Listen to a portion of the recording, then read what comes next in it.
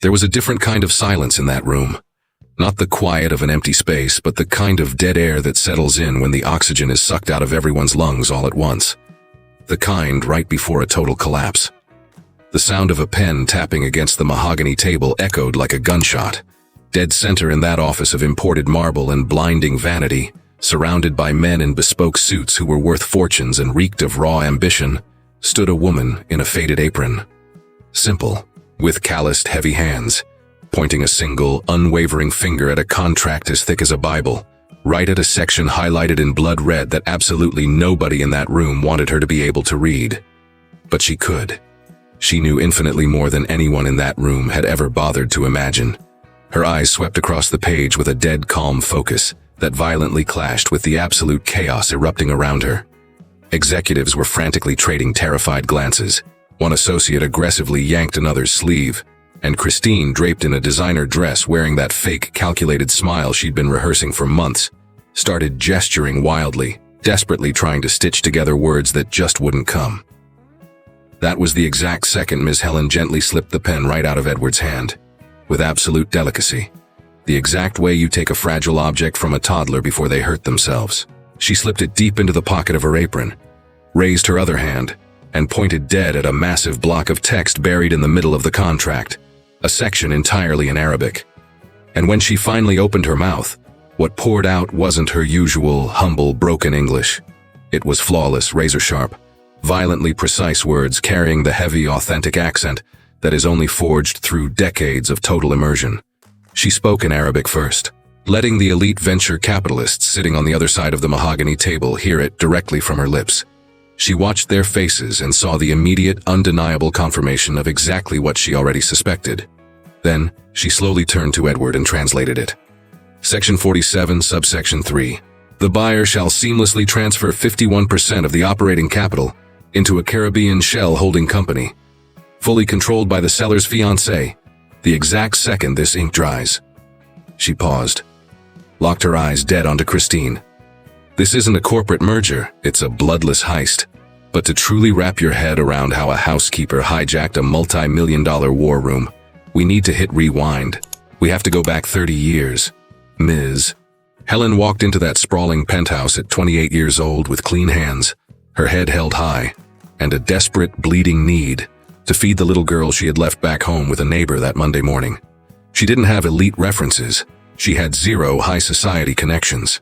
All she carried was a crumpled, handwritten letter of recommendation from the landlord of a rundown building where she had scrubbed floors for 2 straight years without missing a single shift. The family patriarch, Mr. Arthur, met her at the door like he was processing any other random applicant. He stared at her for a few hollow seconds, told her to clock in the following Monday, and immediately walked off to a board meeting. Simple as that. No warm welcomes, no promises. But inside the walls of that gilded penthouse, Helen aggressively built something that no paycheck on earth could ever buy. Lethal knowledge. She learned every single microscopic corner of that massive apartment like she was memorizing the chapters of a sacred text. She knew the heavy oil painting in the hallway was bought by the patriarch in Istanbul during a ruthless business trip back in the 80s. She knew the Persian rug in the parlor belonged to his grandmother, that the heavy crystal centerpiece on the shelf was a bribe, a gift from an Emirati investor who had slowly mutated into one of the firm's most powerful, untouchable partners. She learned it all because she paid absolute attention, because when you are completely invisible to the arrogant people around you, the world screams its secrets. The decades bled out, and with them came the relentless tide of elite dinner parties, the high-stakes boardroom brawls in the living room, the foreign heavy hitters flying in and out. Helen quietly poured the dark roast, cleared the bone china cups, and hung up the cashmere coats. And she listened, not out of some petty, malicious spying, simply because she was always standing right there in the shadows, and absolutely nobody ever bothered to lower their voices around the hired help. That's exactly how, almost by accident, she started decoding shattered fragments of Arabic. A stray word here, a loaded phrase there, idioms that were aggressively repeated whenever Mr. Arthur was locking horns with his Gulf state partners. One day, fueled by pure, stubborn curiosity, she bought a cheap dog-eared phrasebook from a rusty newsstand near her cramped apartment. Then she hunted down a second textbook, then a third. And then, decades later, came the absolute terrifying fluency. Silent, rock solid, and ruthlessly built in the dead of night after her daughter finally fell asleep. Nobody had a clue. Why the hell would she tell them? Edward grew up viewing Miss Helen as a permanent fixture of his childhood home. But unlike the toxic adults orbiting him, he never once treated her like a piece of furniture. When he was just a kid, he'd sit on the floor next to her while she ironed his shirts, totally mesmerized by the stories she spun about ancient cities she had never actually seen, but knew intimately from her battered books. When he was an awkward teenager, he dumped the heavy secrets on her that he was absolutely terrified to tell his father. And when he grew into a man, he never stopped. Helen looked at Edward like the son the universe had accidentally dropped onto the wrong path instead of hers. She knew him down to his bones, his genuine bleeding heart, his dangerously naive trust, and his pathetic, tragic inability to see the monster standing right in front of him whenever a beautiful woman flashed him a smile. And it was exactly that pathetic, blind naivety that Christine locked onto like a bloodthirsty predator. Christine violently crashed into Edward's life like a Category 5 hurricane, completely out of nowhere, incredibly loud, and packing a blinding beauty that totally distracted from the catastrophic wreckage trailing right behind her. She was the arrogant daughter of an old money family, desperately trying to hide their rapidly emptying bank vaults, a public relations shark by trade, and a sociopathic actress by calling. Edward, hopelessly in love and desperate for any scrap of validation, saw her as everything he believed he lacked. Ruthless elegance, elite connections, and a woman who looked like she owned every single room she walked into. During those first few weeks, Christine played it incredibly safe around Helen, tossing out a fake, polite smile here, a highly sanitized thank you there.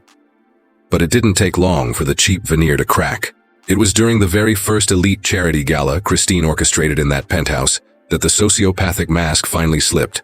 Helen was quietly pouring the imported champagne when she heard, with razor-sharp clarity, Christine whispering venom into Edward's ear, hissing that the domestic help absolutely shouldn't be wandering around during high-level networking events, that it projected a pathetic, low-rent image, that their billionaire guests didn't need to be visually reminded that there were actual people scrubbing toilets in the house. Edward gave a weak, pathetic smile and instantly changed the subject. He didn't agree with her, but he didn't have the spine to disagree either. That night, Helen finished her grueling shift in total dead silence, grabbed her battered purse, rode the freezing freight elevator down to the alley and walked home. She didn't drop a single tear. That wasn't her DNA. But she filed that insult away with the cold, calculating precision of a prosecutor hoarding a murder weapon. The following weeks mutated into a highly calculated, psychotic sequence of micro-humiliations. Christine started leaving aggressive post-it notes demanding physically impossible tasks on razor-thin deadlines. She started viciously inspecting Helen's work right in front of VIP guests, loudly complaining about microscopic dust that absolutely did not exist. She secretly swapped out the heavy-duty cleaning chemicals without warning, just so she could scream about the streaks left behind on the marble. Helen swallowed every single hit, wearing the exact same unshakable, stone-cold mask.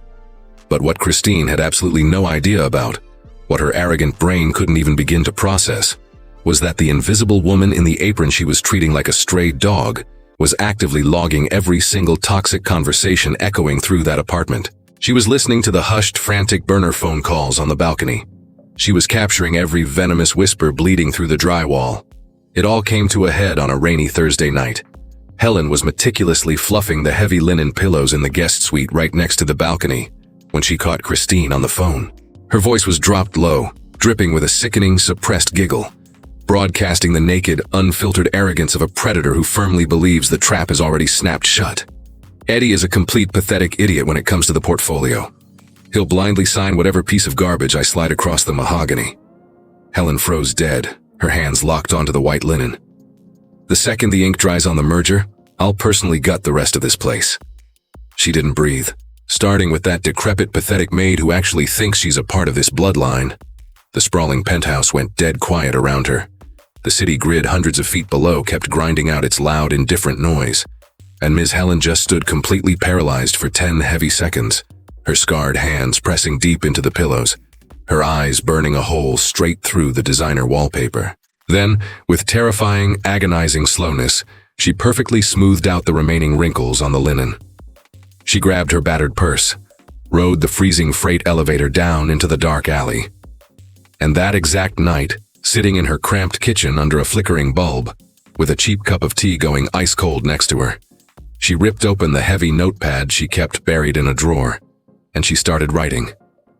She had exactly 7 days until the ink dried on the merger. And 30 years of absolute lethal invisibility to load into the chamber. Now I'm asking you, if you were in Ms. Helen's shoes, would you have played it the exact same way? Would you have waited in the shadows with that kind of terrifying ice-cold patience? Or would you have exploded instantly, risking the entire war just to win a battle? Drop your verdict in the comments below. I genuinely want to know how you would execute this. This brutal story is the ultimate proof that being aggressively underestimated is the most lethal advantage you can ever wield. Because the arrogant fool who refuses to look at you never sees the bullet coming. If you love stories that punch you right in the chest and force you to think, smash that subscribe button and ring the bell to join the crew. The morning of the execution broke with a strange, sterile light bleeding into the penthouse. The kind of harsh, artificial glare that makes it feel like the sun itself was staging a theatrical performance for the slaughter. Ms. Helen was up before the city. Just like always, she aggressively sterilized the kitchen island, brewed the dark roast, and aligned the bone china cups on the silver tray with her usual flawless precision. But there was a heavy, suffocating weight hanging over the marble that morning, a dead silence that was absolutely not peaceful. It was the terrifying calm right before the bomb drops. Edward stumbled out of the elevator early, no tie, the collar of his custom dress shirt hanging open. He collapsed onto a stool at the kitchen island and just stared into the void for a solid minute before he even realized Helen was standing right there. "Good morning, Mr. Eddie," she murmured, not even breaking eye contact with the heavy dish towel she was meticulously folding. "Morning, Helen." He grabbed the black coffee she had already pre-staged for him, swallowed a burning gulp, went totally silent. She knew that exact silence intimately. It was the suffocating, panicked silence of a guy who has a razor blade stuck in his throat and has absolutely no idea whether he should swallow it or spit blood. "You holding up okay?" she asked softly. Edward aggressively dragged a hand down his pale face. He nodded his head yes, but his entire skeletal frame was screaming the exact opposite. His shoulders were locked tight with anxiety. His eyes carried the bruised, sunken look of a man running on zero sleep, and his fingers were frantically drumming a chaotic, spastic rhythm against the imported marble. "It's the merger contract," he finally choked out, tossing the confession to her like it was infinitely easier than admitting it to the mirror. "It's massive, hundreds of pages, and the heavy lifting is entirely drafted in Arabic." Christine aggressively audited the whole thing. "She's a shark with this corporate stuff, but He choked on the words, took another burning hit of coffee. "I didn't actually read the fine print." Helen just kept slowly wiping down the flawless marble counter. Smooth, rhythmic, completely unfazed, like they were just talking about the weather. But deep inside her chest, a massive steel trap violently clicked open. "Mr. Eddie?" she said, dropping her tone into that heavy, maternal register she only deployed when she desperately needed him to actually absorb the words, not just hear them. Signing a blood oath in a language you can't read is exactly like walking blindfolded through a pitch-black house. She stopped wiping, locked her eyes dead onto his. You never see the monster hiding in the dark corners. Edward just stared blankly at her for a heavy beat. Then he smiled. A warm, affectionate, but undeniably toxic and condescending smile. The pathetic smile of a guy who thinks he's being handed a quaint, folksy proverb that is completely useless in the high-stakes corporate world. "Helen," he muttered, using a soft, patronizing tone that sliced infinitely deeper than a scream ever could. "You're way too paranoid. Christine knows exactly what she's doing." She didn't fire back. She just dropped her eyes and went back to scrubbing the marble. He drained the mug, rode the elevator back up to armor up in his suit, and the sprawling penthouse immediately exploded into the chaotic, frantic adrenaline rush that always precedes a multi-million-dollar execution. Corporate fixers swarmed in hauling heavy briefcases. The grand parlor was violently restructured, the designer coffee table shoved aside for a makeshift mahogany boardroom setup, heavy leather chairs dragged out of the study, and thick stacks of legal documents aligned with psychotic surgical precision. And standing dead center in the hurricane was Christine. She materialized wearing a lethal pitch-black designer dress, her hair severely pulled back, radiating a toxic, hyper-aggressive efficiency that totally mesmerized the fools who didn't know it was all an act. She barked orders while stabbing the air with her finger, aggressively repositioning the corporate pawns on her chessboard, wearing the terrifying, untouchable expression of a predator who knew the trap was already locked. The second the elite Gulf State investors stepped out of the private elevator, the entire apartment seemingly snapped to attention. It was a pack of 3 heavy hitters, dead serious, armored in bespoke suits, radiating that terrifying low-frequency power that only belongs to men who never have to scream to prove they own the world. They greeted Edward with standard, icy corporate courtesy. They acknowledged Christine with a stiff, formal nod. And when Helen quietly slipped into the crossfire carrying the heavy silver tray of coffee and imported tea, they took their seats and began physically weaponizing the massive stacks of legal documents across the mahogany. Helen executed the pour flawlessly, cup by expensive cup, without spilling a single drop, without making a microscopic sound. She was a master at this game. 30 years of grinding had turned her into an absolute ghost. But one of the venture capitalists, the oldest silverback of the pack, sporting a sharp gray beard and wire-rimmed glasses, slowly raised his eyes from the legal dossier as she ghosted past him. He stared at her for a heavy second. 2 seconds. It wasn't some cheap, arrogant glance. It was the terrifying, laser-focused stare of a predator recognizing something dangerous that he couldn't quite put a name to yet. Helen didn't even flinch. She locked down the final cup, perfectly aligned the silver tray, and silently backed away toward the heavy oak doors. That was the exact millisecond Christine, without even bothering to rip her eyes off the fake documents she was pretending to audit, hissed in a low, toxic whisper that was perfectly calibrated to echo across the dead, silent room. "Get the hell out of here, and do not show your face again until I snap my fingers." It wasn't just the garbage words. It was the lethal venom dripping off them, delivered with the sickening, effortless arrogance of a tyrant who is entirely too comfortable treating human beings like annoying insects. Helen vanished into the hall without a single word. Out in the sprawling corridor, she froze, took one massive, suffocating breath. Then she marched straight into the industrial kitchen, gently placed the heavy silver tray into the stainless steel sink, and stared blankly out the floor-to-ceiling glass at the chaotic city grid hundreds of feet below. The corporate bloodbath dragged on for hours. She could feel the heavy, muffled vibrations of the negotiations bleeding through the drywall, unable to decode the exact words, but effortlessly reading the rhythm of the war. She knew exactly when the tension spiked. She knew exactly when they broke the stalemate. She knew the exact millisecond they hit the finish line. And when the aggressive barking finally morphed into that smooth, relaxed, congratulatory hum, the sickening sound that signals the trap has officially snapped shut, she picked up the heavy silver tray, loaded it with fresh bone china cups, and marched right back into the war zone. She breached the room slowly. The tableau she walked into looked like a frozen formal execution. Edward gripping a heavy gold fountain pen, the lethal contract splayed wide open right in front of him. The elite Gulf investors leaning back with the cold, satisfied smirks of sharks waiting to feast. Christine was standing directly over his shoulder, one manicured hand resting possessively on the back of his leather chair, looking exactly like a psychotic movie director perfectly framing her lead actor for the kill shot. Helen quietly began clearing the cold, dead cups from the far flank of the mahogany table. Slow, deliberate, flawless. But then the worn heel of her cheap, brutalized work shoe caught the microscopic edge of the Persian rug. The jolt was practically invisible. Just barely enough kinetic energy to force a heavy silver pen resting on the edge of the tray to roll off the lip and plummet toward the marble floor. The heavy metal cracked against the imported stone like a gunshot. Every single head violently snapped toward her, and Christine launched herself out of her chair. Watching what detonated over the next 10 seconds was like watching a sociopathic mask violently shatter in super slow motion. Christine's face rapidly morphed from shock into blazing irritation, and finally plunged into a dark, putrid, radioactive zone that wasn't just anger. It was pure, uncut, absolute disgust. The raw, unfiltered venom that only vomits out when a monster finally decides it doesn't need to play nice anymore. She pushed aggressively away from the table and thrust a shaking, manicured finger straight at Helen's face. This is exactly what happens when you let this kind of bottom-feeding trash breathe the same air in a high-level corporate environment. Her shrieking voice violently hijacked the entire room. Zero class, absolutely zero pathetic competence. Helen stood completely paralyzed, gripping the silver tray.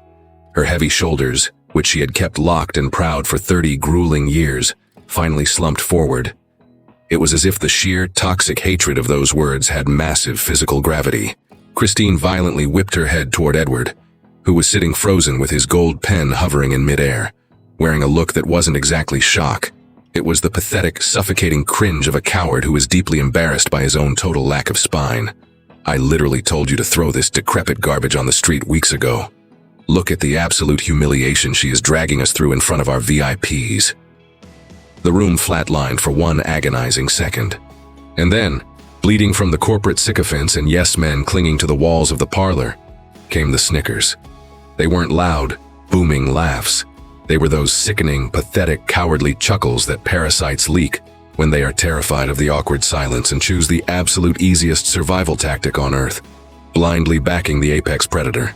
Christine aggressively marched right up to Helen and violently shoved her toward the oak doors with the flat of her palm, physically tossing her away like she was a bag of rotting garbage blocking the hallway.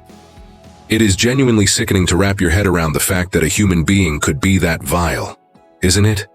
That buried underneath all that stolen wealth, the fake power, and the expensive designer armor, all that's actually left is this. The most pathetic, primitive, cowardly breed of cruelty that only shows its fangs when it's bullying someone who can't punch back. If you feel that same violent outrage burning in your chest, smash that like button right now to prove you are standing shoulder to shoulder with Ms. Helen.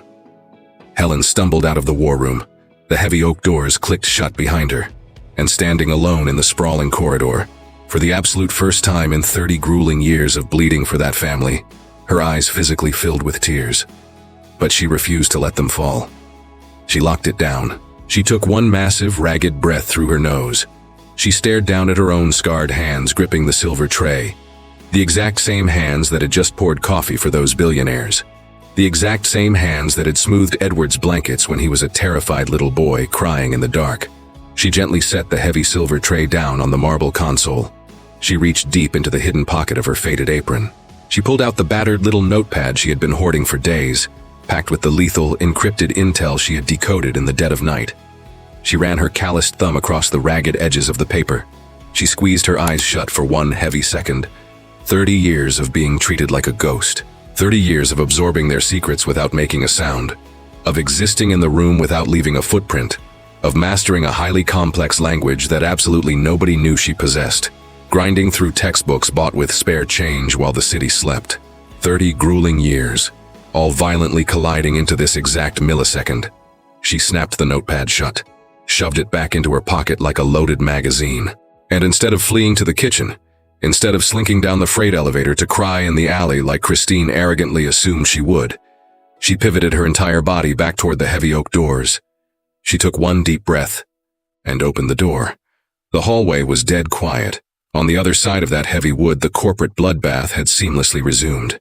The elite voices had already dropped back into that slick ceremonial hum, the arrogant rhythm of sharks wrapping up the kill and prepping to sign the check. Christine had instantly repaired the broken scene with the exact same sociopathic speed she used to obliterate a woman's dignity. To her, the pathetic MAID incident was already deleted, buried, done. Helen just stood there in the shadows of the corridor for a long, heavy minute. Those sickening, cowardly snickers that had bled through the crack of the door were still violently echoing somewhere deep inside her ribs. Not screaming, but relentless. Like a toxic frequency that only the hunted can actually hear. She stared down at her own calloused hands, and that is exactly when the ghost woke up. It wasn't some soft cinematic flashback. It was the brutal, visceral kind of memory that rips into your brain without warning, flooding your senses with the exact smell, the temperature, and the crushing gravity of a moment that had been buried in the dark for decades. She was 11 years old. Beirut still glowed with that heavy golden light of a city completely oblivious to the apocalypse heading its way. Her father was sitting at the patio table, barricaded behind a massive mountain of legal dossiers, a heavy fountain pen gripped in his fist, his face locked in that terrifying ironclad focus she learned to respect before she could even walk. He was a master translator, not translating cheap tourist brochures, but massive, multi-million-dollar corporate blood oaths.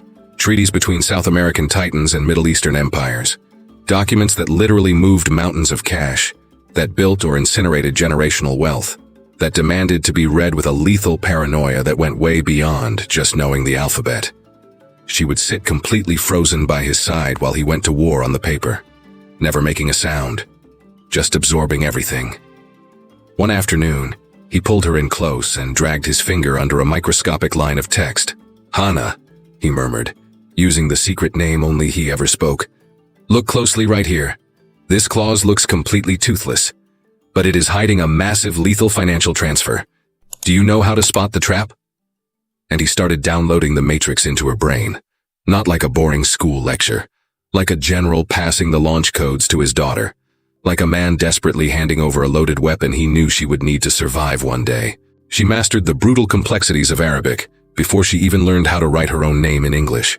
She learned how to forensically dissect corporate contracts before she learned basic math in a notebook. She learned the terrifying reality that the most radioactive, lethal frauds are never printed in the bold headlines. They are always buried deep in the microscopic subsections, hidden in the middle of pages that arrogant fools are simply too lazy to read. When her parents were killed, she was only 15. The United States had become her brutal, forced exile, dragged across the world by the cold hand of a distant aunt who possessed zero affection and operated purely out of bitter obligation. And the Arabic, the forensic contract analysis, the entire massive intellectual inheritance of her father, was violently shoved into a dark box and buried. There was zero market for that genius in her new, pathetic reality. There was only room to scrub floors, to be a mindless tool, to be completely invisible. 30 grueling years of playing the ghost. Helen snapped her eyes open. The heavy oak doors to the war room were just 3 feet away. She pivoted and walked back into the industrial kitchen, grabbed a ceramic cup, just stood there gripping it for a dead minute, completely aimless, like a soldier needing to hold a rifle while her brain finishes downloading the kill orders. Her eyes scanned the sprawling penthouse with a radically different frequency than ever before. She had already seen the contract. 48 hours ago, ghosting through Edward's master suite to swap out the Egyptian cotton towels, she had spotted a master copy of the dossier splayed wide open on his nightstand. Edward had a pathetic, chronic habit of dragging his corporate homework into his bedroom, and an equally chronic habit of passing out before he actually read it. The dossier was bleeding with neon post-it notes, but every single flag was clustered in the first 10 pages. The massive, hyper-dense middle section, the technical, lethal, radioactive core of the merger, was completely untouched. She had locked her eyes onto those pages for less than 60 seconds. It was more than enough. Because her old man had trained her exactly where the sniper hides, the kill shot was buried on page 42, entombed in the middle of a suffocating, impenetrable block of classical Arabic legalese, buried in a paragraph that started with boring, boilerplate tax liabilities and violently mutated into something entirely different. The syntax was incredibly sophisticated, deliberately cloaked in shadows, engineered to look like standard corporate garbage to anyone who didn't know how to read the blood splatters between the lines. But Helen knew exactly what it was. She squeezed her eyes shut for a microsecond right there in the kitchen, aggressively rebuilding the entire page in her mind. The architectural framing of the clause, the exact serial number, the subsection, the lethal specific vocabulary. Her father had drilled it into her soul that your memory is the absolute only vault that the thieves can never crack. The voices bleeding through the drywall shifted gears again. Tighter now. Sharper. The hyper-formal, clipped cadence of men preparing to sign the death warrant. They were moving for the pen. Helen placed the ceramic cup back on the marble counter with a terrifying, absolute calm that she couldn't even explain.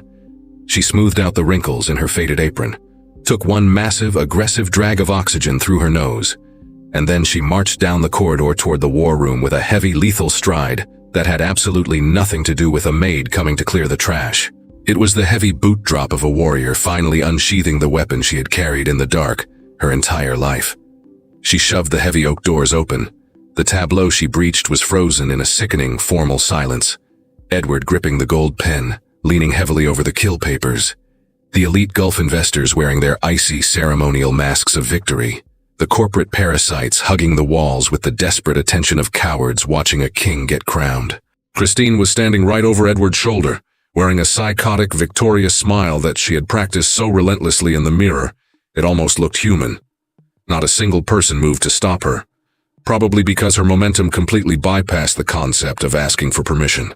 She marched straight for the mahogany table, with such terrifying laser-guided purpose that the corporate suits instinctively backed away without even realizing their legs were moving. She hit the edge of the desk, and before a single billionaire could even process the security breach, she slammed her calloused hands flat onto the dossier and started ripping through the pages. Violently fast, not the frantic, panicked speed of someone searching for a clue.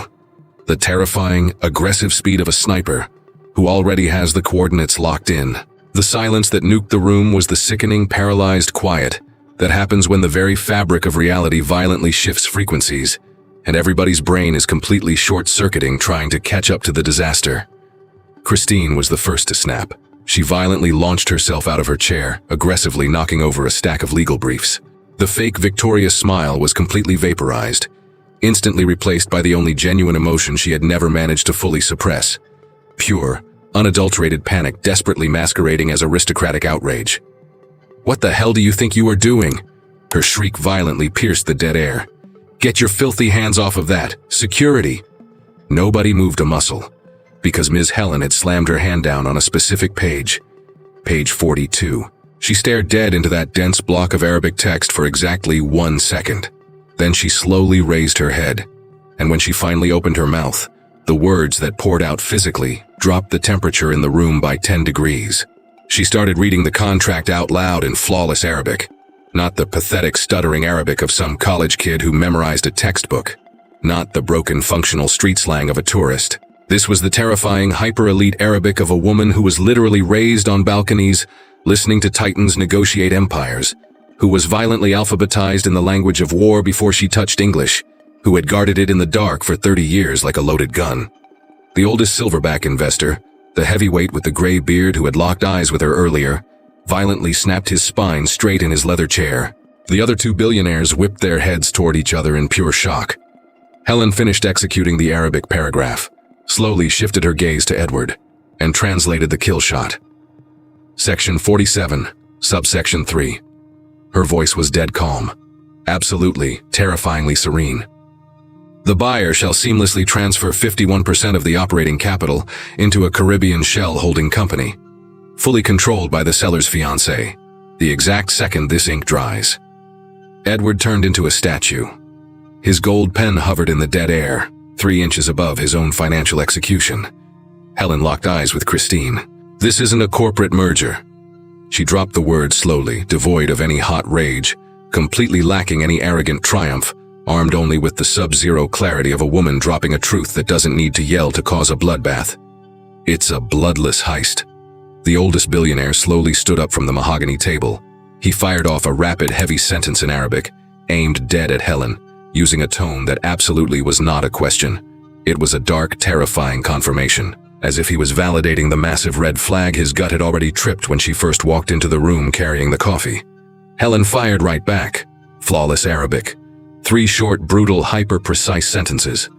The Titan slowly nodded, just once, and then he pivoted his head toward Edward, and the mask he was wearing had completely vaporized. The polite, sterilized corporate diplomacy was dead. In its place was something incredibly dark, brutally direct, and buried underneath it all something Edward absolutely never expected to see on the face of a ruthless Gulf investor at a moment like this. Absolute respect. Not for him. For the absolute masterclass that had just been executed in that room. Christine had involuntarily backed up 2 paces toward the drywall. Her fake smile was completely annihilated. Her mouth was aggressively opening and snapping shut without a single sound coming out, looking exactly like a cornered rat desperately clawing at the walls of a trap that just slammed shut. Edward stared down at the radioactive contract, stared at Christine, stared at Helen, and quietly dropped the gold pen onto the mahogany. The silence that choked out the war room was a totally different species from all the other quiet moments that afternoon. It wasn't the polite silence of a corporate ritual. It wasn't the awkward tension of a bad joke. It was the terrifying, suffocating silence of people who just watched the floor completely evaporate out from under their feet and hadn't quite realized they were in freefall yet. Christine was glued to the drywall with her arms aggressively crossed over her chest, a pathetic, frantic gesture desperately trying to project defiance, but reeking of pure self-preservation. Her eyes were violently bouncing between Helen, Edward, and the billionaires, frantically calculating, always calculating, But for the absolute first time in her sociopathic life, none of the math was adding up. The corporate parasites hugging the walls had completely ceased to exist. Nobody was even breathing loud enough to register on a microphone. That was the exact second the apex leader of the Gulf delegation made his move. He was the oldest silverback of the trio.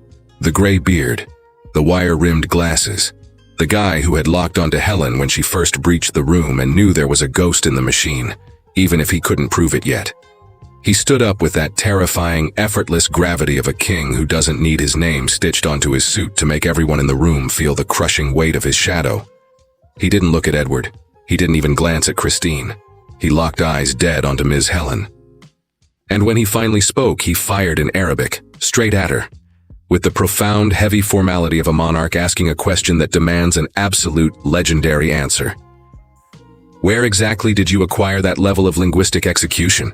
His voice was a low rumble, but every single syllable hit the room like a sniper round. That is not common street Arabic. That is not conversational garbage. That is hyper-elite judicial linguistics, the language of the high courts, the exact dialect of the blood oaths that move global empires. The entire war room was paralyzed, listening to every word, even the cowards who couldn't translate a single vowel. Helen raised her chin and looked him dead in the eye, and fired back in the exact same language, carrying a massive, undeniable dignity that absolutely did not need a designer suit to command respect. She stated that she had been forged by the absolute only professor who never once failed her. She dropped her father's name. She laid out exactly where he bled, the empires he negotiated for, the massive corporate titans he had translated for.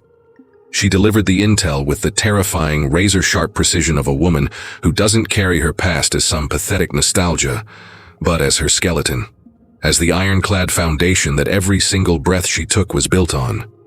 The billionaire kingpin stood completely frozen like a statue while he absorbed her words.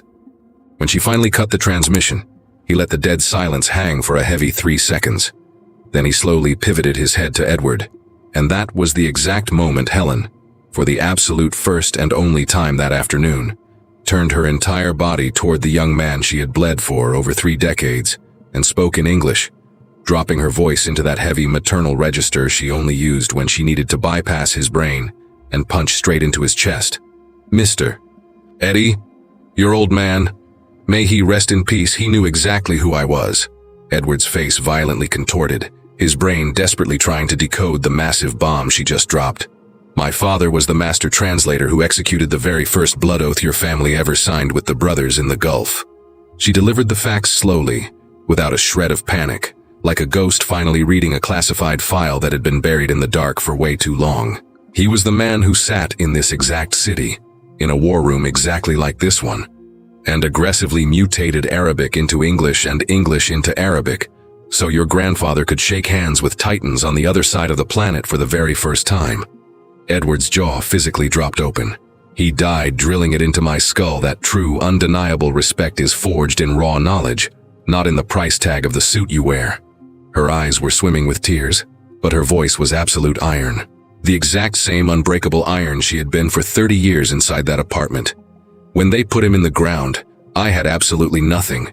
0 financial assets, 0 surviving bloodline, 0 open doors. All I had was the arsenal he had violently locked inside my head. She tapped a scarred finger hard against her chest. And what a father buries in here. No thief on earth can ever steal. The silence that nuked the room was the kind of agonizing quiet that forces cowards to stare at their own shoes because they don't know how to handle the gravity. Edward was staring at her with a look that totally obliterated simple shock. It was the terrifying, crushing expression of a man simultaneously downloading 30 years of fake memories and violently rewriting them in 4K resolution. The invisible woman who had brewed his black coffee every single morning since he was 8 years old, who had aggressively sterilized his bedroom when he was a terrified kid hiding from the dark, who had absorbed his deepest, darkest secrets without ever selling a single one to the highest bidder, who had been violently thrown out of his own war room hours ago by a sociopath who didn't even deserve to breathe her air, and who had kicked the door back open, not screaming for vengeance, but armed with lethal knowledge. The Gulf Titan had absorbed the entire execution. When Edward finally stopped short-circuiting, the billionaire slowly turned his sights onto Christine. He deliberately switched to English. just to guarantee there was absolutely zero margin for error, making damn sure every single parasite in that room, regardless of their passport, caught every single syllable of the death sentence. This merger is officially terminated. His voice was as dead and cold as a slab of marble. We absolutely do not do business with common thieves. Christine opened her mouth, choked on air, snapped it shut. The slick corporate lies completely abandoned her. The arrogant, triumphant smirk that had been her bulletproof armor for months had been completely vaporized, and what was left completely exposed was her actual face, a terrified, pathetic, gutted fraud who had just been stripped of everything she had so violently stolen. The billionaire kingpin didn't even waste a second glance on her corpse. He pivoted straight back to Ms. Helen. He slid a heavy embossed business card out of the inner pocket of his bespoke suit. He gripped it with both hands, the exact way you hand over a priceless artifact, and extended it toward her with a profound, undeniable bow of his head. The raw respect radiating from the gesture was so absolute and so deliberate that every single coward in the room felt it crush their lungs. "If you ever find yourself requiring a position as a senior contract analyst," he rumbled, still locked into English, his voice effortlessly dominating the airspace without needing to shout, "our firm has a desk waiting for you. A legitimate executive position, compensated with the exact massive salary your lethal intellect demands." Helen stared down at the heavy cardstock. She let it hang in the air for a beat that felt like a damn eternity. Then she raised her eyes to the Titan, and with the exact same terrifying, unbreakable calm that had carried her through the entire bloodbath, through her entire grueling life, she reached out and accepted the card with a level of pure dignity that made half the suits in the room suddenly feel the desperate urge to stand up and salute, without even knowing why. Edward was on his feet. He had launched out of his leather chair without even realizing his legs were moving, as if his own skeleton completely refused to sit down while a masterclass was being taught. He was staring at Helen with eyes drowning in a toxic cocktail of massive guilt, overwhelming gratitude, and the agonizing, crushing realization that he had actually smiled when she tried to save his life that morning, had actually called her paranoid, and had pathetically sat in silence while a parasite shoved her out the door. Christine snatched her designer bag. She didn't spit out a single word. There was absolutely nothing left to spin. Any pathetic lie she tried to vomit up now would be dead on arrival. She power-walked toward the heavy oak doors with jerky, spastic steps that desperately tried to project defiance, but absolutely reeked of a terrified retreat, and she vanished into the hallway without looking back. The doors clicked shut, and for the absolute first time that afternoon, the penthouse finally inhaled. One of the junior sycophants involuntarily exhaled a massive breath he didn't even know he was holding. Someone awkwardly cleared their throat. The radioactive pages of the fraudulent contract just laid there on the mahogany table exactly as they were. The pathetic, gutted wreckage of a heist that had just been violently dismantled by a maid in an apron, armed with a dead man's business card buried in her chest for 30 years. Helen stared down at the heavy cardstock one last time, tucked it safely into her apron pocket, right next to the lethal little notepad, and calmly went right back to clearing the dead coffee cups that still needed to be washed. The elite venture capitalists executed their exit with the exact same flawless composure they walked in with. No rushing, no dramatic exits. The silverback simply collected his classified dossiers, tucked the heavy leather folder under his arm, and right before he crossed the threshold, he threw one last heavy look at Helen, who was still standing quietly by the mahogany table. It was a microsecond glance, but it carried the exact kind of apex-level recognition that is worth infinitely more than 100 framed Ivy League diplomas. The private elevator doors slid shut, and Christine was left standing totally alone in the center of the grand parlor with Edward. She actually tried. You have to give the devil her due. She desperately tried to stitch together some pathetic Hail Mary corporate spin, aggressively hunting for a fake narrative that could violently shift the blame or at least dilute the radioactive fallout enough for her to survive the blast. She launched into a frantic, hyper-technical rant about offshore holding structures, swearing it was standard operating procedure in international mergers, screaming that she was being maliciously misunderstood. The lies stumbled out of her mouth, completely stripped of her usual slick, calculated rhythm, devoid of the arrogant smirk. It was the pathetic, rambling garbage of a fraud improvising a defense over a script that had just been burned to ash. Edward just let her dig her own grave. He stood dead still on the far flank of the mahogany, arms hanging dead at his sides, wearing a look that Helen had absolutely never seen on his face before. It wasn't the explosive screaming tantrum you'd expect from a spoiled rich kid. It was infinitely colder and way more permanent. It was the terrifying, dead-eyed expression of a guy who just violently woke up from a coma and is making absolute peace with the fact that he is never going back to sleep. When Christine finally ran out of oxygen, there was a brutal, half-second pause. Edward picked up the radioactive dossier. No dramatic screaming, no rehearsed Hollywood monologue, just the brutal, direct execution of a man who doesn't need an audience. He gripped the thick stack of pages in both hands and violently ripped the entire contract directly down the middle. The aggressive, tearing sound of thick paper ripping in that dead silence was the absolute loudest noise of the entire afternoon. He slammed both severed halves down onto the mahogany. "We are permanently done, Christine." His voice was low, almost terrifyingly calm. "You tried to gut my family's legacy." He locked eyes with her, projecting that massive newfound clarity. "And you violently humiliated the absolute only person in this world who has ever truly had my back." Christine opened her mouth for one last, desperate lie, but Edward had already turned his back on her corpse. She was escorted out of the penthouse that night, clutching her designer bag and coat, flanked by 2 heavy private security contractors that Edward had radioed for without even raising his voice. There was no screaming match. There were no fake tears. There was just the pathetic hollow clicking of her high heels retreating across the marble corridor, fading out, and then the massive heavy silence that only drops when a tumor is permanently excised. But Christine's catastrophic downfall didn't stop bleeding that night. Over the following days, while Edward aggressively started picking up the shattered pieces of the empire he almost lost, the family's apex bulldog attorneys were deployed to ruthlessly audit every single contract Christine had touched over the last 2 years. What they dug up wasn't a shock to anyone who had been paying attention, but the sheer, radioactive scale of the fraud was enough to suck the oxygen out of the room. The Caribbean shell game wasn't her debut heist. It was just her masterpiece. They found a massive, bloody trail of micro-embezzlement stretching back 18 months. Aggressively fractionalized transfers mathematically calibrated to dodge the fraud algorithms. Massive capital bleeds disguised as elite, consulting retainers, paid out to ghost corporations that only existed on a hard drive.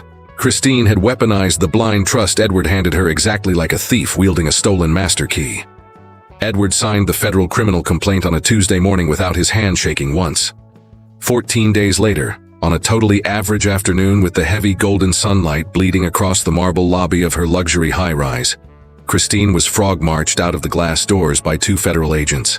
No steel cuffs yet, but her arrogant, untouchable swagger was completely vaporized. Her expensive trench coat was hanging crooked off her shoulders. The flawless blowout she obsessed over was a chaotic mess, and burned into her face was a sickening, toxic cocktail of pure, venomous hatred and crushing, inescapable humiliation that no amount of expensive makeup could ever cover up. Watching from the 5th-floor window of the exact same war room where the massacre began, Ms. Helen stood in silence. Her scarred hands were resting lightly on the glass, her faded apron still tied around her waist, her face radiating the exact same terrifying, unshakable peace she had carried through every single brutal chapter of this war. She didn't crack a smile. There was absolutely no cheap, vindictive joy in watching the wreckage down on the street. It was just the quiet, absolute confirmation of a brutal law of physics her old man had drilled into her skull before she even understood what it meant. That lies carry a massive, physical weight, and sooner or later, gravity always collects its debt. The federal cruiser pulled out of the luxury gates.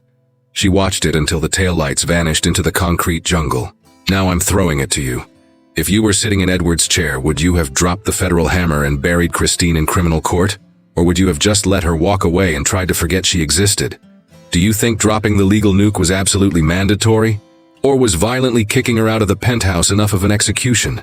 Drop your verdict in the comments. I want to know exactly how you'd handle the fallout." 6 months later, the sprawling penthouse looked exactly the same. The imported marble, the heavy oil paintings, the antique Persian rug.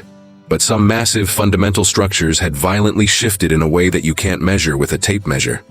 Ms. Helen was no longer scrubbing the floors, not because she got fired, but because she got drafted for a much bigger war. Her new base of operations was a corner office on the 18th floor of a massive glass skyscraper dead center in the financial district, sporting the heavy, discreet logo of the elite Gulf Venture Fund right on the glass doors. Her massive mahogany desk was spotless, aggressively organized with heavy stacks of corporate contracts in 3 different languages, flanking a dual-monitor workstation. The pristine white executive blazer, stitched with the fund's elite crest, was always flawlessly ironed. She had realized with a faint, ironic amusement that the exact same terrifying, ironclad posture forged by 30 years of brutal domestic labor is the absolute perfect posture required to dominate a corporate war room. She audited the dossiers with the exact same lethal, hyper-focused attention as always, aggressively hunting through the buried subsections, digging into the impenetrable walls of legal garbage to expose the toxic clauses that looked totally harmless, but were masking massive financial bloodbaths. She executed her job flawlessly. She dropped the hammer with a terrifying surgical precision that had the apex billionaires of the fund deeply intimidated within her first 7 days. On a quiet Thursday afternoon, her heavy glass door swung open. Edward strolled in holding 2 black coffees in a cheap cardboard carrier, the kind you grab from the lobby barista, totally stripped of the old billionaire pretension. He flashed a massive, genuine grin when she slowly raised her eyes from the radioactive contract she was dissecting. "You can drop it on the desk," she murmured, using the exact same deadpan, grounded tone she had used for 30 years. He let out a loud, genuine laugh, collapsed into the heavy leather chair across from her, settling in exactly the way he used to crash at the kitchen island when he was bleeding out and needed to confess something to the only person who would actually listen. They strategized for a solid hour, breaking down the new Gulf state acquisitions, analyzing the toxic traps she had successfully diffused in the previous round of audits, prepping for the massive summit locked in for next month in Dubai. Edward spoke to her now with a heavy, profound respect that completely eclipsed the naive affection of the past. It wasn't any less genuine. It was just infinitely more lethal and complete. When he finally cleared out, Helen sat in the quiet office for a few heavy minutes, gripping the warm coffee cup, staring out the floor-to-ceiling glass at the sprawling city grid, bolted to the dry wall of her office, framed with the kind of heavy, meticulous reverence that aggressively broadcasted exactly how much the owner valued its contents, was a photograph. Black and white, the edges slightly faded and burned by time. A man sitting behind a heavy desk buried in legal documents, gripping a fountain pen, his face locked in that terrifying ironclad focus she had learned to respect before she could even walk. Her old man, the master translator, the ghost who had died violently drilling it into her skull that true, undeniable respect is forged entirely in raw knowledge, not in the price tag of the suit you wear. She stared deep into the photograph with the quiet, absolute peace of a warrior who doesn't need to speak a single word to finish the conversation. And she went right back to tearing apart the contract she was reading. True, undeniable power isn't injected into your bloodstream at birth, and it absolutely cannot be bought with a black card. It is forged entirely in the lethal knowledge you hoard in the dark, carrying your dignity through the most brutal, humiliating trenches, and the ironclad character you refuse to compromise when absolutely nobody is watching. The arrogant fool who judges a warrior by her apron will never see the massive, lethal arsenal hiding inside her chest. And the most dangerous, valuable assets in this world are almost always sitting right in front of the faces of the idiots who are too lazy to actually look. If you believe that raw wisdom and ironclad humility will always violently execute arrogant entitlement, smash that subscribe button and ring the bell so you never miss the next bloodbath of justice. Our crew is waiting for you in the trenches.